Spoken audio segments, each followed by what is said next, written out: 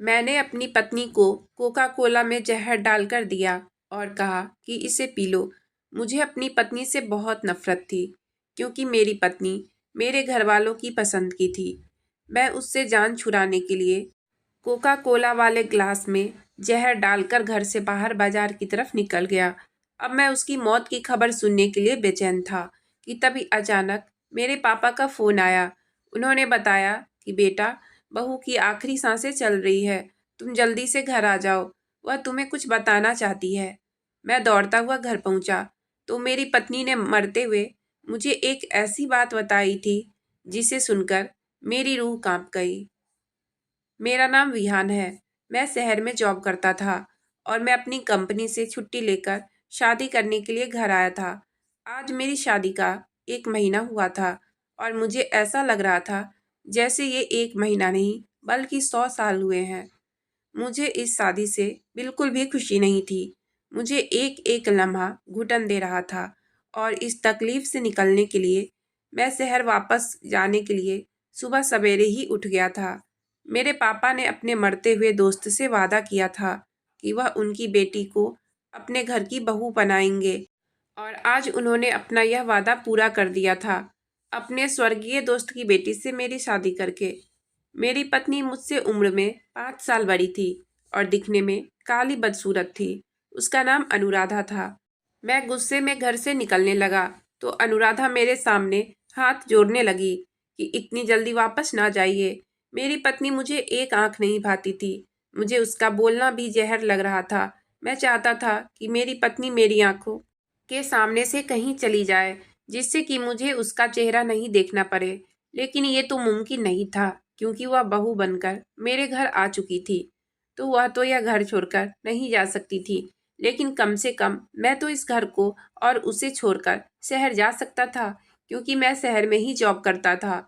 मैंने अपने पापा के कहने पर जहर का करवा घूंट पी लिया था, मगर मैंने अपनी नई नवेली दुल्हन अनुराधा से कोई समझौता नहीं किया था और उसे साफ साफ कह दिया था कि इतनी जल्दी वापस शहर जाने का मेरा भी इरादा नहीं था। मैं तुम्हारी शक्ल अब और ज़्यादा नहीं देख सकता हूँ।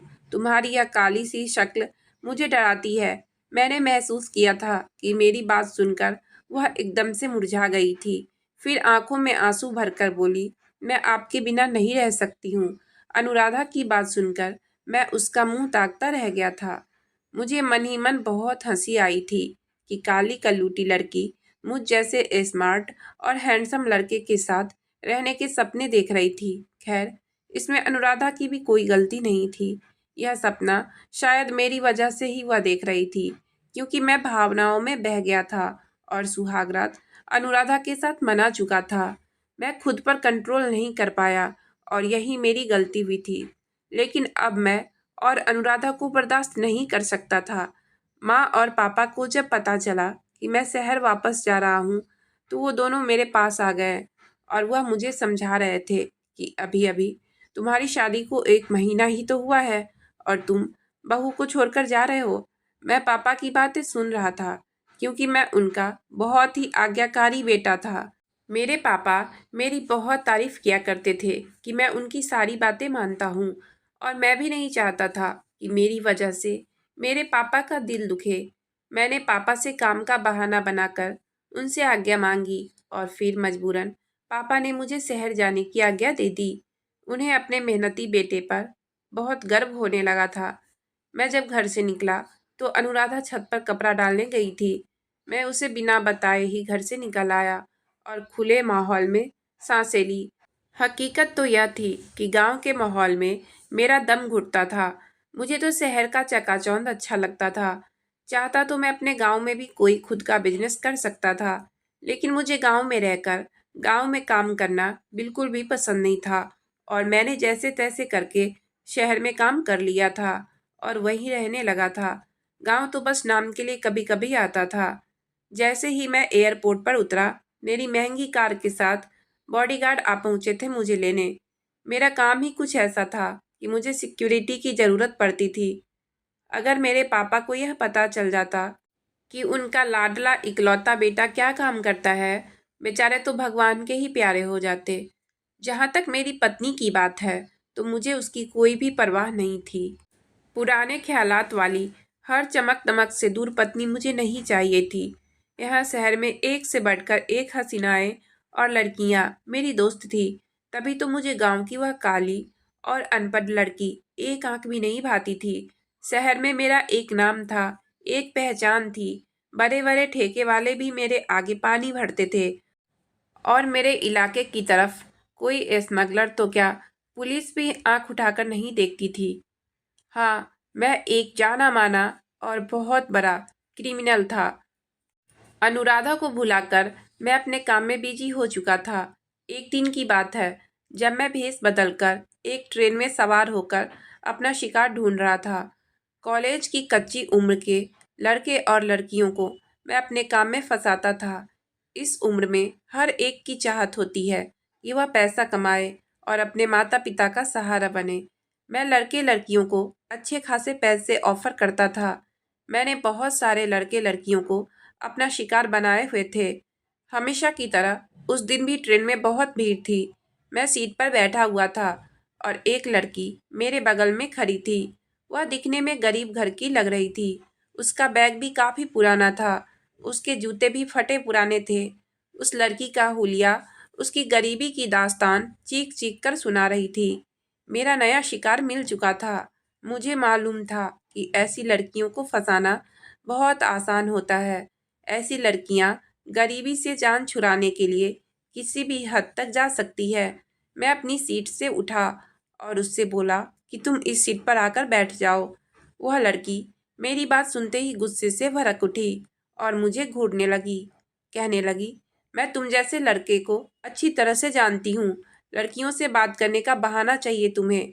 बस लड़कियों को सीट ऑफर कर दो और उससे बातचीत शुरू कर दो। यह तरीका पुराना हो चुका है। मैं तुम जैसे लड़कों के सारे हथकंडे जानती हूँ। मुझे उसकी यह बात भी अच्छी लगी थी। मुझे मालूम हो गया था यह मेरे लिए बहुत ही काम की साबित होगी। मेरे सामने एकदम मेरे डरपोक सी पत्नी का चेहरा घूम गया था और उसका चेहरा याद आते ही मेरा मुंह करवा हो गया था। उस दिन के बाद मैं हर रोज उस स्टेशन पर जाकर खड़ा हो जाता था जिस स्टेशन से वह ट्रेन लेती थी, और मैं भी उसके पीछे पीछे उसी डब्बा में चढ़ जाता था।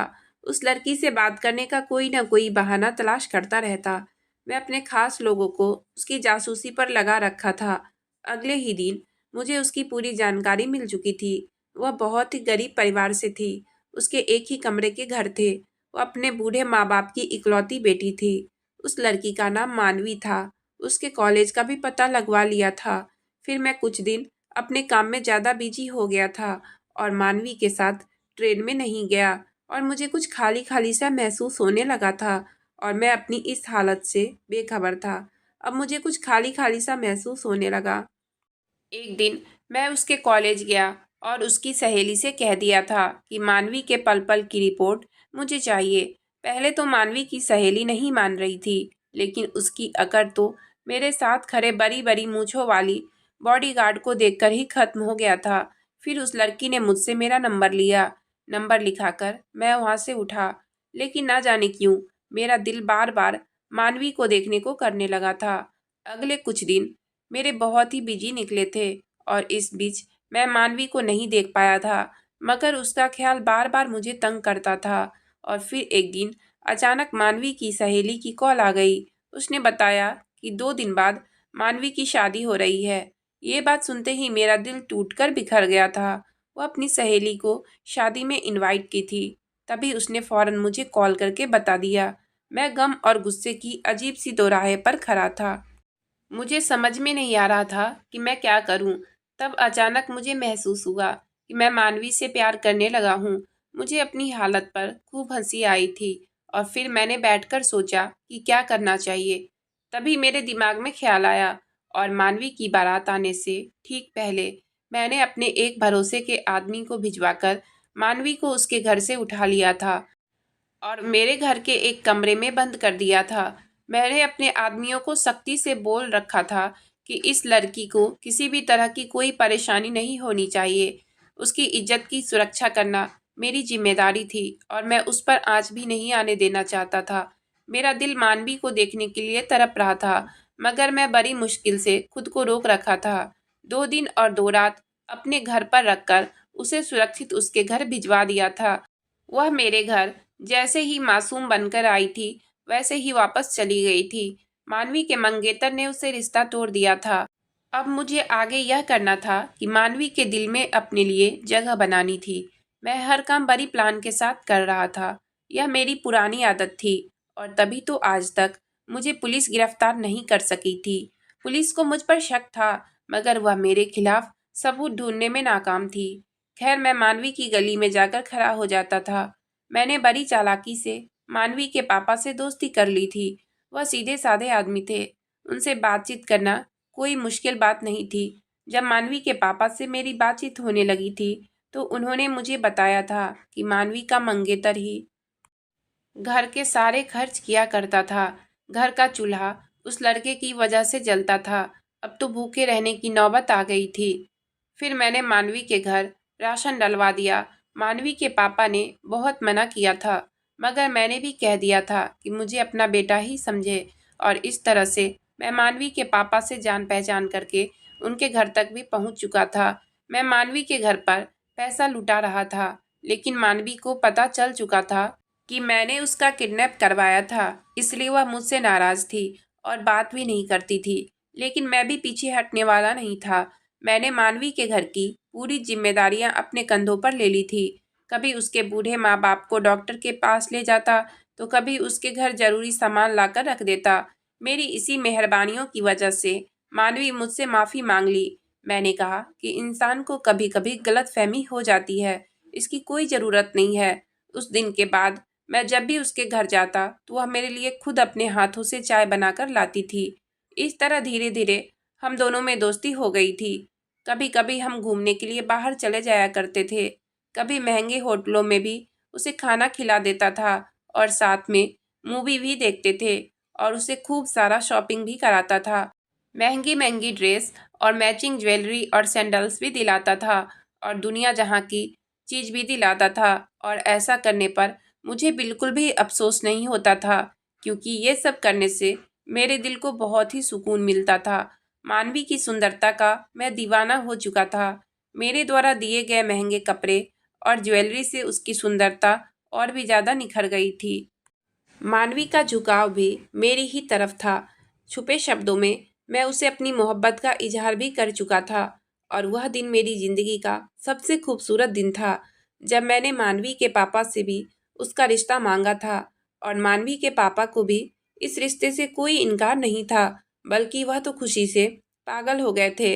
मानवी ने भी हाँ कर दी थी, मगर न जाने कहाँ से उसको मेरी पहली शादी की खबर हो गई थी, जबकि मैंने आज तक उसे अनुराधा के बारे में नहीं बताया था। ये जानने के बाद मानवी उस दिन सारा दिन रोती रही थी। उसके आंसू देखकर मेरा तो कलेजा फटा जा रहा था। मैंने उसे हर तरह से विश्वास दिलाया कि अनुराधा हमारे रास्ते का कांटा कभी नहीं बनेगी, क्योंकि मैं तो उसको देखना भी पसंद नहीं करता था और वह सीधी सादी लड़की है। वह गांव में ही रहेगी और हम शहर में रहेंगे। मगर मानवी किसी भी तरह नहीं मानी, और फिर मानवी ने ये शर्त रखी कि मैं जब तक अनुराधा को तलाक नहीं दूंगा तो वो मुझसे शादी नहीं करेगी। मैंने उसे बताया कि मैं अनुराधा को नहीं छोड़ सकता हूँ, क्योंकि अगर मैंने उसको छोड़ दिया तो मेरे मम्मी पापा मर जाएंगे। तो मानवी ने कहा, फिर तुम ऐसा करो कि वह खुद घर छोड़कर भाग जाए। मुझे उसकी बात पसंद आई। मजबूरन मुझे शहर से सब छोड़ छाड़ कर दोबारा गांव जाना पड़ा। मम्मी पापा और अनुराधा मेरे गांव आने पर बहुत खुश थे, लेकिन मेरा रवैया अनुराधा के साथ बहुत ही कठोर था। बात बात पर मैं उसको जलील करता, उसे ताने देता, मगर वह मेरी किसी भी बात का लौटकर जवाब नहीं देती थी। बस खामोशी से आंसू बहाती रहती थी। उसकी काली कलूटी शक्ल मुझे और ज़्यादा गुस्सा दिलाती थी। मैं उसको उसकी काली रंगत के ताने दिया करता था। उससे कहता कि तुम्हारी काली रंगत ने मेरी किस्मत को भी काला कर दिया है। मैं उसको पकड़कर शीशे के सामने खड़ा कर देता था और उससे पूछता, बताओ तुम्हारा और मेरा कहाँ पर जोर मिलता है? तुम काली अंधेरी रात हो और मैं उजला सवेरा। अनुराधा की आंखों में आंसू भर जाते थे और वह मुझे देखने लगती थी। उसके आंसुओं से पल भर के लिए जो मुझ पर कुछ असर होता था, मगर मैं अपने दिल का क्या करता। मैं तो मानवी के इश्क में पागल हो चुका था। मैंने अनुराधा के साथ बहुत ही बुरा बर्ताव शुरू कर चुका था और अब तो नौबत मारपीट पर आ गई थी। मैंने अनुराधा पर हाथ भी उठाना शुरू कर दिया था। मेरी इतनी बेदर्दी के बाद भी वह एक शब्द भी नहीं कहा करती थी। मुझे अनुराधा की ढिठाई पर बहुत ज़्यादा गुस्सा आता था। वह बहुत ही सख्त जान पड़ती थी। मैं जितना उससे दूर भागता वह उतना ही मुझ पर मरती थी। मेरी जिंदगी में अगर मानवी ना होती तो शायद अब तक मैं अनुराधा की अच्छाइयों का दीवाना बन चुका होता। मगर अब मैं उससे जान छुड़वाना चाहता था तो उसकी यह हरकतें मुझे और भी ज़्यादा गुस्सा दिलाती थी। मैं जल्द से जल्द मानवी के पास जाना चाहता था। उसकी खूबसूरत प्यारी सी सूरत मुझे याद आती थी। गांव आए हुए मुझे 2 महीना हो चुका था और इससे मेरे कारोबार पर बहुत बुरा असर पड़ रहा था। मैं मानवी के साथ मोबाइल पर बराबर कांटेक्ट में रहता था। मैं उसे समझाता था कि थोड़ा सब्र कर लो और सारे हालात बताता रहता था। यह भी बताता था कि अनुराधा किसी भी तरह मुझसे रिश्ता खत्म नहीं करेगी। वह मेरी मार पिटाई सब सहती रहती है। और फिर मानवी ने मुझे एक ऐसा आइडिया दिया जिसे सुनकर मेरा दिल दहल गया। मानवी ने मुझसे कहा कि तुम अपनी पत्नी को जहर दे दो।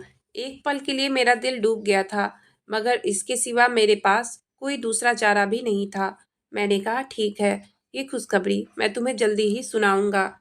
और ये कहकर मैंने फ़ोन रख दिया। सुबह हो चुकी थी। रात को जब मैं सो रहा था और अचानक से मेरी नींद खुली तो अनुराधा बेड पर नहीं थी। मैंने उठकर अनुराधा को घर में ढूंढा, मगर वह कहीं नजर नहीं आई। फिर मैं छत पर गया तो वह उधर ही बैठी हुई थी। उसके गालों पर आंसू बह रहे थे। उस समय मैंने उससे बड़े ही प्यार से बातें की थी और पूछा, क्या हुआ अनुराधा? मेरे पूछने पर वह बस हल्का सा मुस्कुरा दी थी, मगर अपने होठों पर कोई शिकवा नहीं लाई। मैंने कहा, अनुराधा, मैं बहुत बुरा हूं ना। मैंने शब्दों में बनावटी मोहब्बत भरी हुई थी और मेरी इस मोहब्बत पर वह तड़प कर रह गई थी और कहने लगी, नहीं, बुरी तो मैं हूँ। पहले आपकी जिंदगी को नर्क बना दिया है। जब आपकी तरफ देखती हूँ तो मेरा दिल बहुत दुखता है। आप जैसे हैंडसम और स्मार्ट लड़के को मुझ जैसी बदसूरत पत्नी मिली है। आप कहाँ बुरे हो? बुरी तो मैं हूँ। उसकी बातें मुझे एहसास दिला रही थी कि मैं कितना गिरा हुआ इंसान हूँ। मगर वह कहते हैं ना, जिसकी सूरत काली होती है उसका दिल बहुत साफ होता है। अनुराधा दिल की बहुत साफ लड़की थी। मैंने अनुराधा के आंसू पोंछते हुए कहा, अच्छा ये सब छोड़ो, आज गर्मी बहुत है, कोल्ड ड्रिंक में क्या पीना पसंद करोगी? उसने कोका कोला का नाम लिया तो मैंने मुस्कुरा दिया और कहा, तो कल सुबह ला दूंगा। एक पल को मेरा दिल तो चाहा कि समय यही ठहर जाए और मुझे इस मासूम लड़की की जान ना लेनी पड़े। मगर फिर मेरी नज़रों के सामने मानवी का चेहरा आ गया। मैं मानवी के बिना नहीं रह सकता था और मानवी को पाने के लिए मुझे ये करवा कूट पीना ही पड़ता। मैं कुछ देर अनुराधा के पास बैठने के बाद अनुराधा से कहा, चलो नीचे नींद आ रही है। फिर हम दोनों नीचे अपने कमरे में आकर सो गए। अगली सुबह मैं बाजार गया और वहाँ से मैं अनुराधा के लिए कोका कोला लिया और घर वापस आने लगा। रास्ते में मैंने उस कोका कोला में जहर मिला दिया। ऐसा करते समय मेरे हाथ पैर कांप रहे थे। मैं पसीने से भीग चुका था। मगर उस दिन शैतान ने मेरी एक ना चलने दी। वह मुझ पर पूरी तरह हावी हो चुका था। मैं घर की तरफ चल दिया। घर पहुंचकर मैंने झूठी मोहब्बत जताकर वह कोका कोला अनुराधा के सामने रखा और कहा कि इसे पी लो। उसने मेरे सामने ही कोका कोला पी लिया। जब मुझे विश्वास हो गया था कि इतना जहरीला कोका कोला से वह मर जाएगी तो मैं भी उठ गया। मेरा सामान तो पहले से ही पैक था। मैंने अनुराधा को बाय बोला और खुशी खुशी शहर के सफ़र पर निकल पड़ा। मैं बहुत रिलैक्स था कि मेरी खुशियों के बीच जो सबसे बड़ा कांटा था वह अब निकल जाएगा। मगर ना जाने क्यों मैं जैसे जैसे शहर की तरफ बढ़ रहा था मेरा दिल बैठा जा रहा था। मैं मानवी को कॉल करके अपने आने के बारे में नहीं बताया था, क्योंकि मैं उसके घर पहुंचकर उसे सरप्राइज देने का सोचा था। फ्लैट की चाबी मेरे पास भी थी, क्योंकि मैंने ही वह फ्लैट मानवी को खरीद कर दिया था। मैं उस फ्लैट पर पहुंचकर चुपके से दरवाज़ा खोला और उस घर में दाखिल हो गया। लेकिन यह क्या, मुझे अजीब सा एहसास हुआ। वहाँ बहुत खामोशी थी। तभी मैंने मानवी को देखा एक कमरे से निकली थी। बहुत ही सुंदर लग रही थी और मानवी के हाथ में मिठाई की ट्रे थी। वह मुझे देखकर मुझसे कहने लगी, आज हमारे रास्ते का कांटा निकल चुका है। आज तो बहुत ही खुशी का दिन है, यह मिठाई खाओ। लेकिन मैं उसकी खुशी देखकर बौखला गया था। जब से मैंने उसे फ़ोन किया था कि कोका कोला में जहर दे दिया है, तभी से यह तैयारी में लगी थी और खुशियाँ मना रही थी। उसने कहा, मेरी तरफ से मुंह मीठा करो। मुझे मिठाई देखकर अजीब सा महसूस हो रहा था, मगर मानवी के बार बार कहने पर मैंने एक टुकड़ा उठाकर खा लिया। वह मुस्कुराती हुई कमरे में चली गई। जब उसे काफ़ी देर हो गई और वह ना लौटी, तो मैं उस कमरे की तरफ चला गया और मैंने दरवाजे के अंदर से झांक कर देखा तो मेरे कदमों तले से ज़मीन ही निकल गई। कमरे के अंदर से किसी लड़के के बोलने की आवाज़ें आ रही थी। मानवी उस लड़के के पास बैठी हुई कह रही थी, महेश जी, आप चिंता ना करें, मैंने विहान का पक्का इंतजाम कर दिया है। मिठाई में जहर डालकर उसको खिला दिया है और आज अपना बदला भी मैंने उससे ले लिया है। वह क्या समझता था कि मुझे खबर नहीं होगी कि मेरा मुजरिम कौन था? मुझे किसने मेरी शादी की रात में अगवा किया था? मेरा मुजरिम विहान ही तो है। वह तो भगवान की कृपा है जो महेश जी आपने मेरे पर विश्वास किया। मोहब्बत तो मैं सिर्फ आपसे ही करती हूँ और हमेशा ही करती रहूँगी। मानवी की बातें सुनकर मुझ में वहाँ खड़े होने की हिम्मत नहीं थी। मैं दबे पाँव वहाँ से निकल आया था और तभी अचानक मेरे घर से कॉल आई और मेरे पापा ने कहा, बेटा, तुम्हारी पत्नी की अंतिम सांसें चल रही है और वह तुम्हें बुला रही है। मेरे तो कदमों के नीचे से ज़मीन ही निकल गई। मुझे अब अपनी गलती का एहसास हो गया था। ज़हर तो मुझे भी दिया गया था। मेरी हालत भी खराब हो रही थी, लेकिन अब मुझे अपनी हालत की परवाह नहीं थी। मैं जल्दी से गांव पहुंचा। मैंने देखा कि अनुराधा के चेहरे पर मौत का सन्नाटा था। मेरे घर पहुंचते ही मेरी पत्नी ने मुझे मुस्कुराकर देखा। उसकी मुस्कुराहट देखकर मेरी रूह कांप उठी थी और फिर अचानक ही वह मेरे पैर पकड़कर बोली, आप मुझे माफ़ कर दो। मैं घबरा गया और पूछा, क्या हुआ अनुराधा? उसने रोकर कहा, मैंने आपकी अलमारी तलाश की थी। मुझे आपके गलत काम के बारे में सब सबूत मिल चुके हैं। मैं उसकी बात सुनकर हैरान रह गया। मेरे हाथ पैर कांपने लगे थे। जहर अपना काम कर रहा था, लेकिन मैं फिर भी खरा उसकी बातें सुन रहा था। वह कह रही थी कि मैं सोच रही थी कि आपके खिलाफ कानूनी कार्रवाई करूं या ना करूं। मैं इसी सोच में डूबी हुई थी, लेकिन मैं आपको भगवान के कहर से बचाना चाहती थी। इसलिए मैं आपको इस गलत काम के दलदल से निकालना चाहती हूँ और आपको इस दलदल से निकालने के लिए बस मेरे पास एक ही रास्ता था कि आपको पुलिस के हवाले कर दूँ। मैंने आज ही आपके खिलाफ कानूनी कार्यवाही की है। पुलिस किसी भी वक्त यहाँ पहुँच सकती है और आपको गिरफ्तार कर सकती है। अनुराधा की कोई भी बात मुझे बुरी नहीं लग रही थी। इतना कहते ही अनुराधा एकदम जमीन पर गिर पड़ी थी। मैं फटी फटी आंखों से उसे देख रहा था। जल्दी से उसे लेकर हॉस्पिटल गया। अनुराधा की हालत बहुत ज़्यादा खराब थी। उसके लिए डॉक्टर ने 48 घंटे खतरनाक बताए थे। मैं रो रो कर भगवान के सामने अनुराधा की जिंदगी की भीख मांग रहा था और फिर मैं भी बेहोश होकर गिर पड़ा था।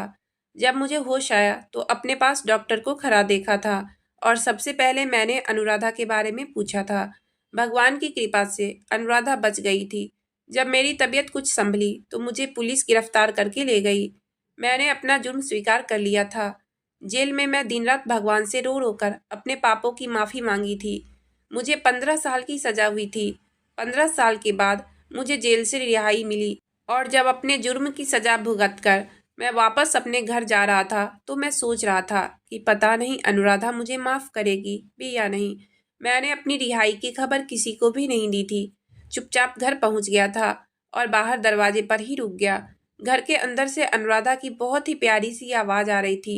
वह कह रही थी मेरी माँ से, माँ जी, आपके बेटे बहुत ही बहादुर हैं। कभी भी अपने बेटे को किसी से कम मत समझिए। जब वो आएंगे तो देखिएगा कितने नेक इंसान बनकर आएंगे। वो अपने रास्ते से भटक गए थे, लेकिन अब हमारा आने वाला कल अच्छा होगा। मुझसे अब और ज़्यादा बर्दाश्त नहीं हुआ और मैं भागता हुआ घर में दाखिल हो गया और अनुराधा के कदमों में बैठ गया था। उससे रो रो कर मैंने अपने पापों की माफ़ी मांगी थी। अनुराधा ने मुझे उठाकर अपने गले से लगा लिया और माफ़ कर दिया। फिर मैं अपने माँ पापा से लिपट गया था और पापा से कहने लगा कि आज मैं एक अच्छा इंसान बना हूँ तो सिर्फ और सिर्फ आपकी वजह से, क्योंकि आपने मेरे लिए इतनी अच्छी हमसफ़र ढूंढी थी। अब मुझे अनुराधा की सांवली रंगत चांदनी जैसी मालूम हो रही थी। लोग कहते हैं इंसान कभी निराश नहीं होता, बल्कि बड़ों के आशीर्वाद से जीवन में खुशियों के रंग भर जाते हैं। मेरी शादी के 10 साल हो गए हैं और मेरी 2 जुड़वा बेटियां हैं। मैं अनुराधा के साथ खुशीपूर्वक जीवन बिता रहा हूँ।